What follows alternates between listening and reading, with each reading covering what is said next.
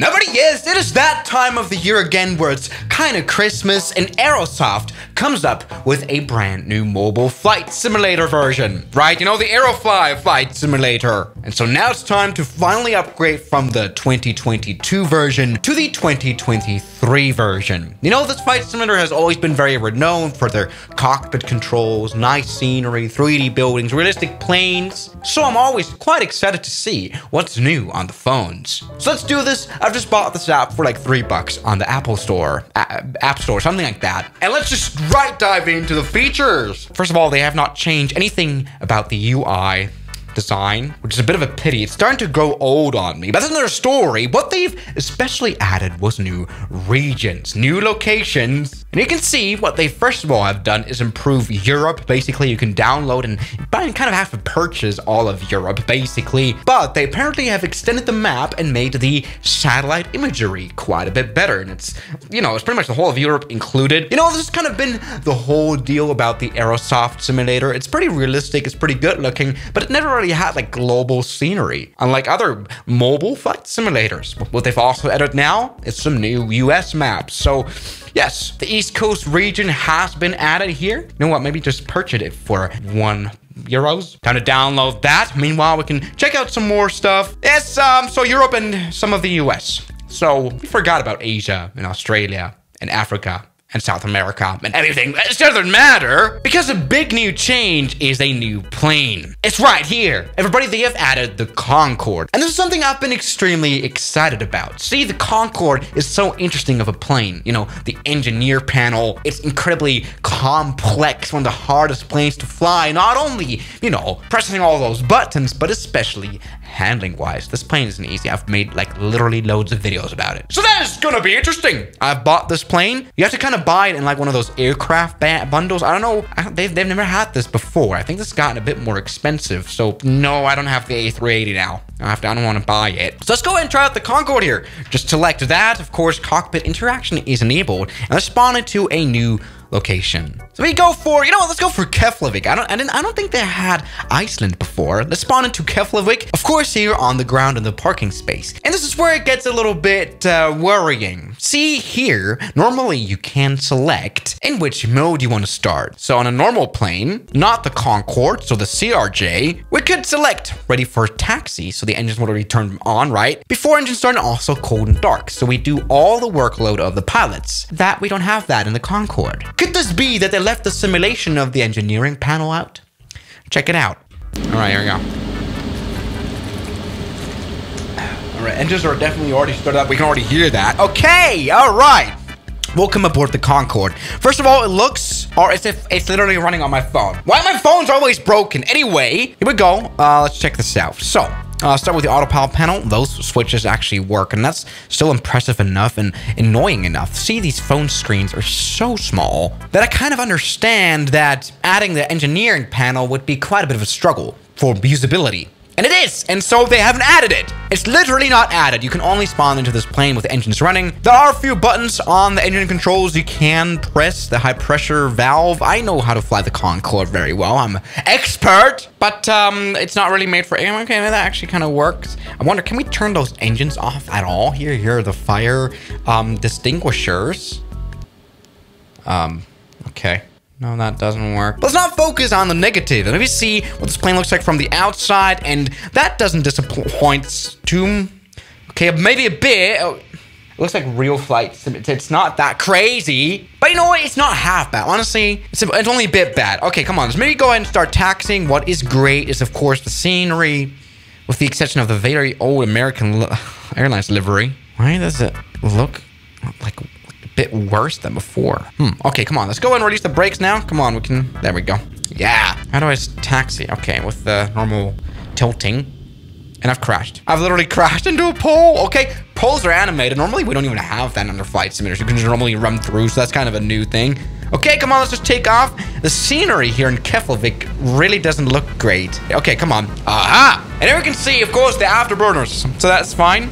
Come on now. See if we can just fly this plane. I mean, honestly, what do you expect from a mobile flight simulator? Do you really expect to be really, like, physically, realistically study this plane? No, it would be annoying if every one of those switches would work and would have to be used during flight. It's just unusable, right? So it kind of does make sense. Maybe let's go ahead and see into the cabin, right? Okay.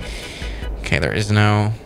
There's no cabin done. It's probably literally the worst plane that they've made in a long time. I mean, I remember reviewing the 777 and the A380, and these were amazing. But this new update, yeah, it hasn't really done lots of improvements. Okay, so maybe it's time then to go to the all-new US. So maybe go to New York right straight away. Maybe let's try a landing in LaGuardia with views of the skies in New York. All right, there we go.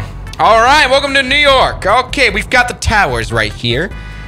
Barely. Okay, I mean, all right. I think my phone would literally blow up. Literal fireballs coming out of the charging port if New York was added in, drawn in, animated in. I think that would be way too hard.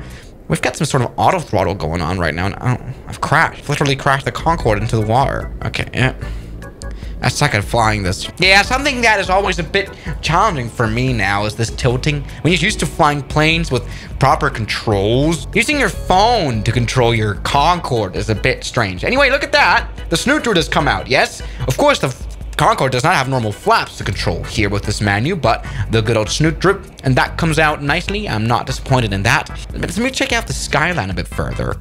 All right, welcome to New York. Now we're very close to the Manhattan, and it doesn't look great. I mean, the scenery's pretty damn good. We've got some buildings animated. The shadowing is a bit strange, though. I don't know if they fiddle around with that, but the buildings, they don't look all too great.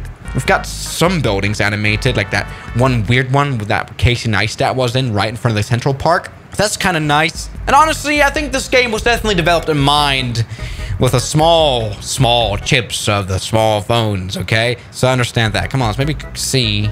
Just, you know what? It's going a very wrong way. Huh, okay, it does actually detect buildings. Normally, in the flight simulators, it would just go right through. The thing you have to say, though, is still, of course, satellite imagery is great. Look at that. That is simply amazing. And of course, since you have New York now, and Paris and London, you could do this 3-hour flight of the Concorde. So that's kind of like a big circle that kind of comes together with the Concorde. I like this very much. Maybe crash this. We've got no crash animations. Great. Now, something that Aerofly has always done is add helicopters to their sim. So we've got a brand new plane, a helicopter called UH-60. They try it out. We'll also go into an interesting airport. Maybe go for something Alpine region. They don't have Courchevel or anything. They should add that for the next one. Then go to Croix de Coeur. And they've actually got a helipad. That's cool. All right. All right. Come on.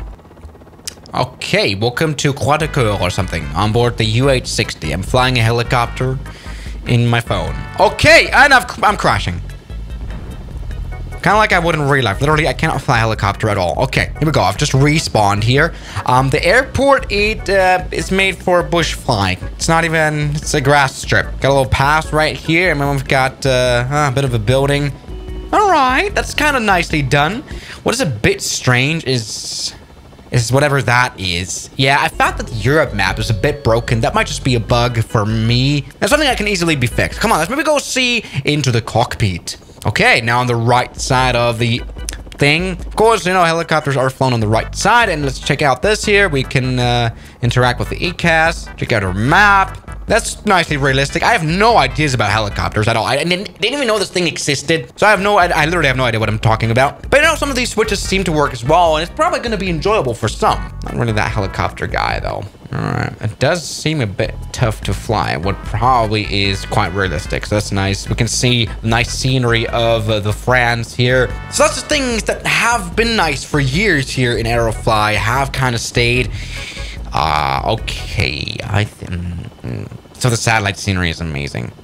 Okay, hold up. When did they add the Junkers? Was that there before? Okay. Oh, proper German plane now. It sounds quite nice. This was not in the changelog. It probably was added before and I never noticed. Okay, here we go. It's just a very, very simple plane, this one. Well, they should have probably, yeah, they have definitely added everything. Okay.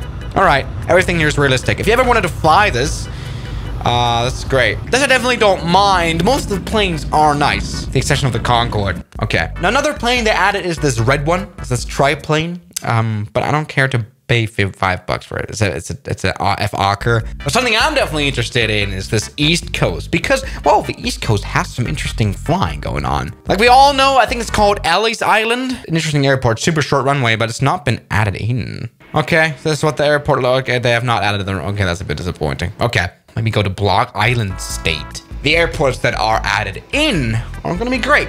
Handcrafted, and that looks nice. Let me try to take off the 787. That was added in like a year ago. This was definitely way nicer plane than the pretty stupid Concorde. This is like this nicer in every single way. Like the outside texture is just a whole lot better as well. Heads-up display, everything here works. I mean, you could actually do like a cold and dark start with it, and like just crashed it, so that doesn't really matter. All right, that's gone quite well. So buddy, this is the all-new FS2023. It's definitely not worse than the old version, but other than having a new plane that kind of sucks, and the East Coast where you can fly to, which doesn't suck too much. So yeah, guys, I mean, it's a great flight simulator still. So thank you so much for watching today's video, and I'll see you guys tomorrow, as always. Good night. Well, thank you so much to all the people who give me lots of monies, like Mariana, Ragings, Junk in the Trunk, Mike, John O'Brien, Derek, Matt, Sleepy Boy, Kelly Chaos, Ryland Williams, New York, Shadow, Ignuana, and Moritz Bohausen.